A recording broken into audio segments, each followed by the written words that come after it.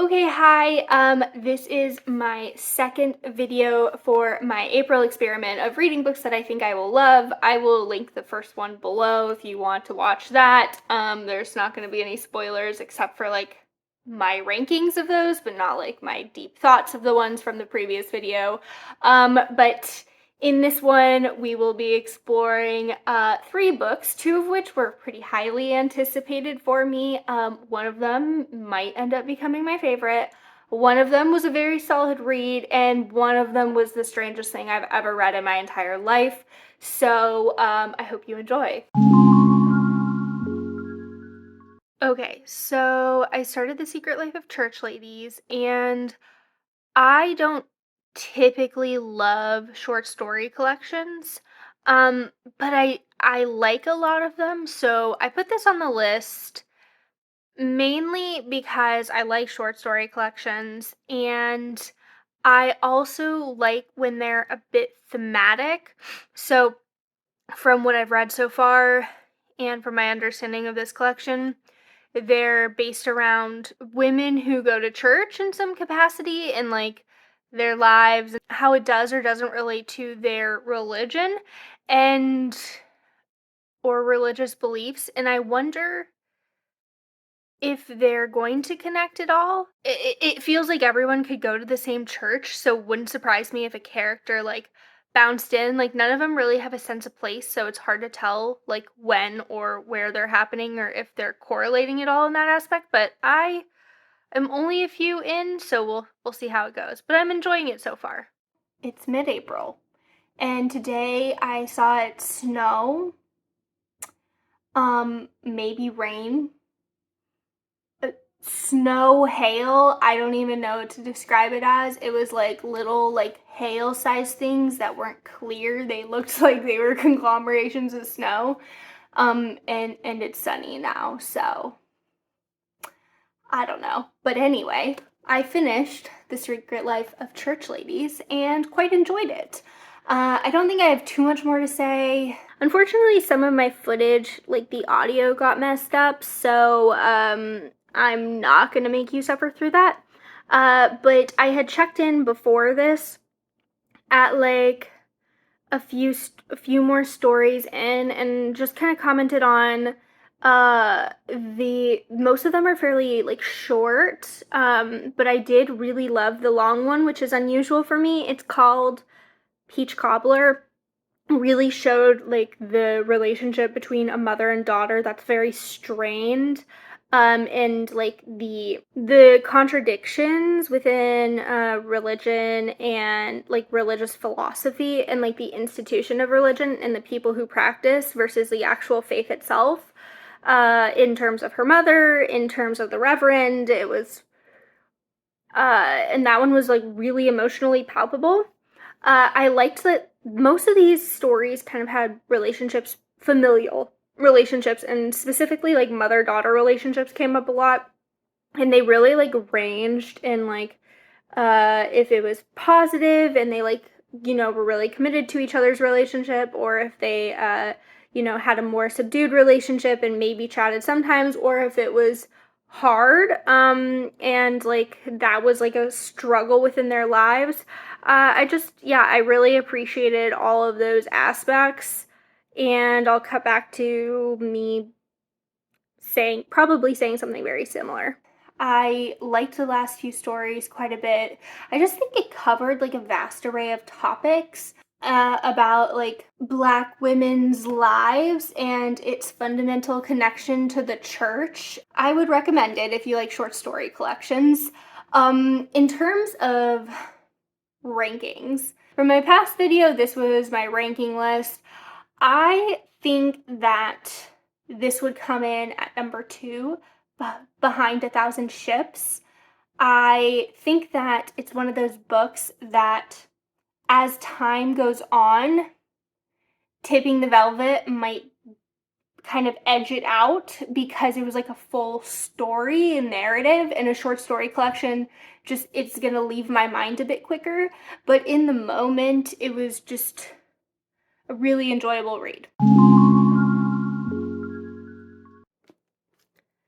Okay, I am about halfway through The Death of Vivek Oji. I ended up doing this one as a buddy read with Sandy from Miss Reads a Lot. She reached out on my TBR and asked if I wanted to do this. And so far, both of us are really enjoying it. I, kind of how in my previous blog when I was reading Tipping the Velvet by Sarah Waters, just the first chapter was like coming home in a way. Like, I love this writing. Like, it's gonna be hard for me to dislike a book where I like the writing so much. The first chapter of this was really beautiful. It's not in chronology, like, at the beginning that Vivek Oji is dead. And then you see his past, like you see his childhood in pieces, his relationships with his family, and you kind of see through, sometimes very briefly, through his eyes, and then through the eyes of his cousin, and a lot of like the stress his mother feels as he grows older. She looks so unamused. The change in perspectives, the way that you're kind of getting secrets kind of unveiled as time goes on, the lack of chronology is all really working. It's flowing really nicely. The writing is beautiful. The characters and their relationships have a lot of depth to them. We know a lot of people, but it's not overwhelming. Really enjoying this. Really interested to see how it goes. I feel like we're kind of like gaining momentum. It really reminds me of structurally of the 10 minutes and 38 seconds in this strange world by Elif Shafak. So I wouldn't make the recommendation yet, but I'm going to guess that if you like one of them, you'll like the other.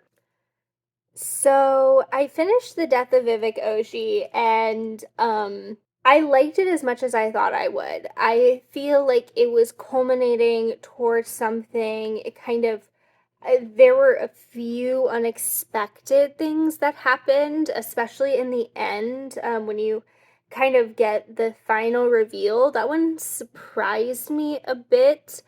Um, I had a feeling I understood where it was going to go with the conversation around gender identity. There was something that came up a few times in the beginning that didn't feel resolved in terms of like a dissociation that was happening. But I really enjoyed this. It's just cemented for me that Akwaeke Emezi is a really wonderful writer. I loved like I said before, I loved chapter one. And then I loved how chapter one wrapped into itself in the end. It was just like really, really well done. This is, in terms of rating all the books I'm doing for this is definitely in the number one spot at this point. And we will see if anything surpasses it. I really liked this. I truly enjoyed the experience. I don't know, and I feel this way now about A Thousand Ships too. Like, I don't know if it's books where I loved it so much that I'm gonna gush and gush about it, but I think in terms of just like that thought process being what is a 5-star read for me, even though I don't rate my books, um, maybe is a little bit flawed because I I think that for me when I love something, it's like I want to gush about it. Like I'm just like a little bit more obsessive about that book. I don't want everyone to read it because I don't think every book is for every reader, but like I want to sing its praises, and I do want to sing this book's praises, but it's not in the same like emotional feels that those like some books hit me with that are like favorites of all time. But I'm not expecting every book I read to be a favorite book of all time because that list would then get very long. So, I don't really know what I'm saying at this point. Regardless, it was a really great read. Everything wrapped up for the most part pretty nicely. And I'm glad that this is my second Akwaeke Emezi book, and I'm glad that they're pretty prolific because I have a lot of other books I can read by them. Just ignore the fact that there's snow outside right now. I just started the Earthlings yesterday, and I'm only a few chapters in, and it is like horrible. Like, not like the writing or anything is horrible, but like just you're following a child and her terrible life and all the shitty things happening to her, and like there is pedophilia and rape and incest, which seems like the least of the problems. In some ways I'm like rooting for that relationship because that's like literally all this child has in the world.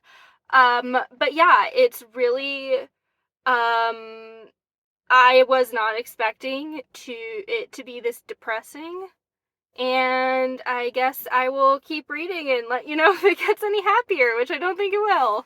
Change of scenery. I'm in a hotel room for the night. I had to travel for work. But on my way down here, I finished Earthlings.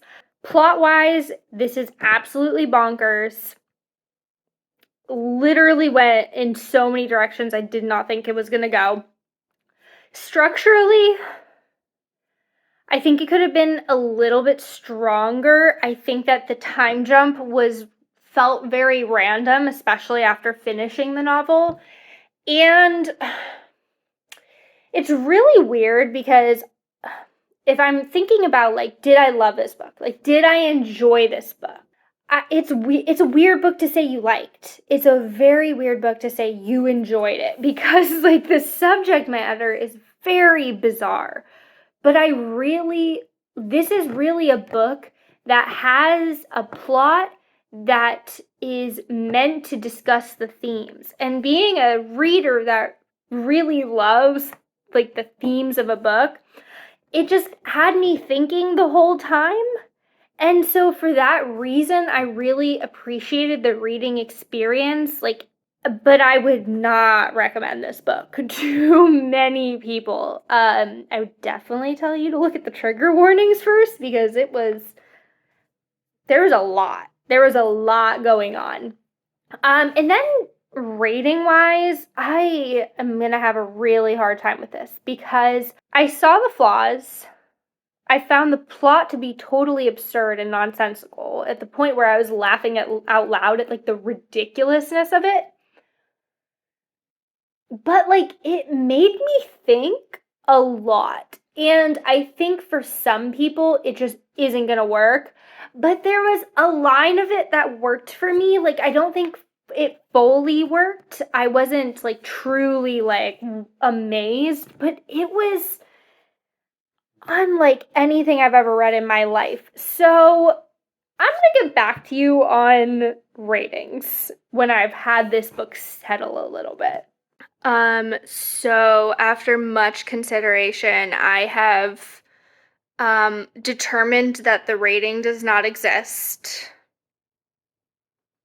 for this book. I'm going to end this video here. I've read 3 additional books, one of which became my favorite for the month, one of which solid placing for a short story collection, and one of which we don't know. But yeah, I will probably check in again with my last books that I will be reading for this experiment.